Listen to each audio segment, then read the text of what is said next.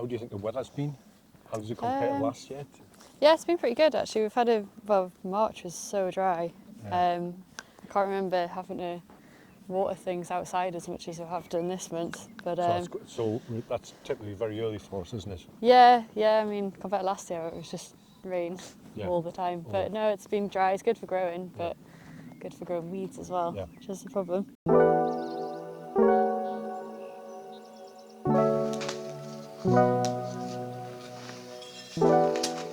In this one, you're planting out tomatoes. Yeah, I've started the second polytunnel of tomatoes. So those ones are all in. So yesterday, this is what Lucy did. She planted 2 rows of tomatoes, and in this one we've got 6 different varieties. We're growing 19 different varieties we're growing this year. Yeah, 18 or 19, I think. Yeah, can't quite remember. And we've built up the number of different varieties we grow as we've looked at different sizes, different shapes, different colours, different tastes. There's just so many out there, isn't there? So it's good to incredible. try lots of different ones. Yeah. And sometimes we find something really, really nice and tasty, and sometimes we find something we'll probably not grow that again. But it's all just about seeing what is out there. So Lucy's planted these 2 rows already. They are about 12 inches apart.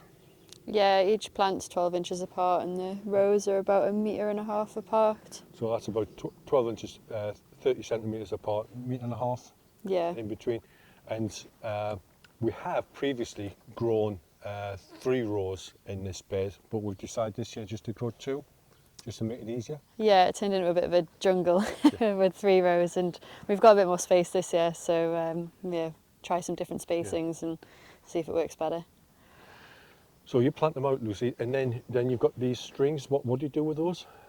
I'm going to peg them down at the base of each tomato plant, and then you kind of wrap the tomato around it as it grows, just to support it, because they get like up to about here. So yeah, otherwise they just fall all over the place.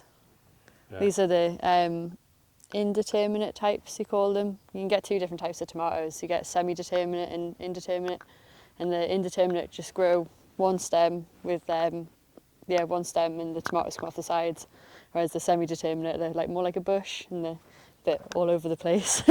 So these ones are better to grow for space, really. So as we said, so we've got a little sign in that basically says what the variety is and when we're planted out, and we're growing 8. Those 19 different varieties are being grown over 8 different lines. So we've got 4 beds, 2 lines in each. And at the minute, Lucy's just getting prepared to plant some more out in here. So I've brought them all over from the greenhouse because the nighttime temperatures are warm enough now that we can put them in the polytunnel and they'll be fine. So I've just moved these drip lines. I'm going to use like the drip line as my planting guide basically. So I've measured them out and put them where I want them. I'm going to ignore the middle one. And then just space them all out 12 inches or 30 centimetres apart. And then with the planting, I start off by, I don't know if you can see, but they've got lots of, we call these side shoots, where you've got the main stem and then the leaf branch, and we don't want any of these side shoots, so I just nip all of those off before I plant them out. I also take off the bottom couple of leaves. I'll show you why in a second. I'll leave that one. And then for these, doing like quite a nice deep hole, I'm going to bury them quite deep, which just helps them grow better roots and supports them better until I can get the string lines put in. So I like to get all the tomatoes planted and then go around and do the strings. So that's probably about 5 or 6 inches deep, that hole. And just gently squeeze the pot to get it out. Give that a little bit of a squiz. And then put the compost back around it. Push it in nice and firm. and that's up to about that last leaf that I left off there. And you say you're going to use the drip line as your guide, and so basically it drips water out of there, so it feeds water at the base. Yeah, so especially when they get bigger, tomatoes don't like being watered from overhead because it damages the flowers. So we've got drip lines in, so I can just plug these in to the hose, and you can, because they drip water so slowly, you can leave it on for like a good few hours, and then it waters it sort of directly at the base of each plant. So it's also not as much like wasteful with the water as well. So they get lots of water in, but we also feed them as well. Yeah, they don't like too much water, and tomatoes are quite a like drought tolerant plant, and a common mistake that people make with tomatoes is they overwater them, and we think more people kill tomatoes by overwatering than underwatering. But yeah, we also feed them, so through the summer when they're really growing, about once a week we'll feed them with a liquid seaweed feed, which we just sort of dilute down and then use a watering can and just water at the base of each plant. And that seaweed liquid is our sort of feed of choice, isn't it? Yeah, it's called Maxi Crop, and it's just a really good all-round feed.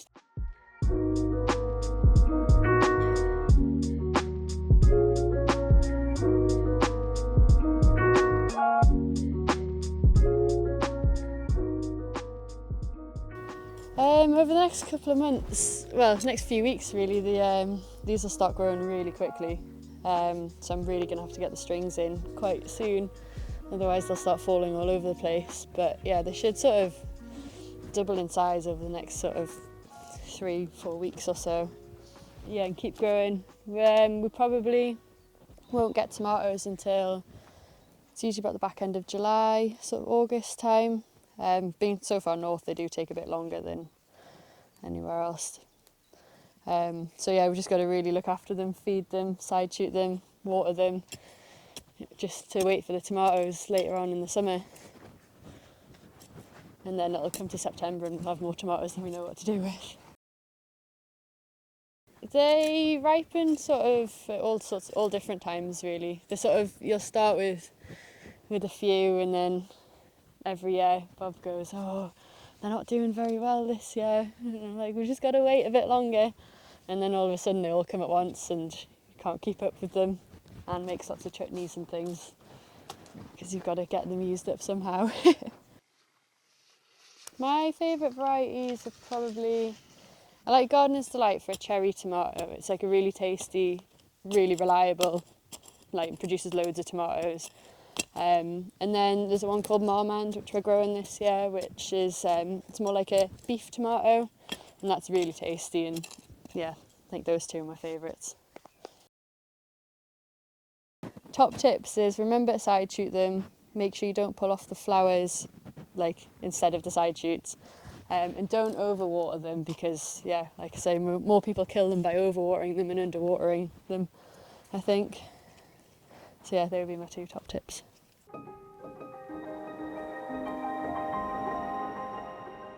Even if you buy the most expensive tomatoes you can at the supermarket, they never taste the same as the ones that you grow yourself, fresh off the plant. So yeah, they're definitely a really satisfying thing to grow.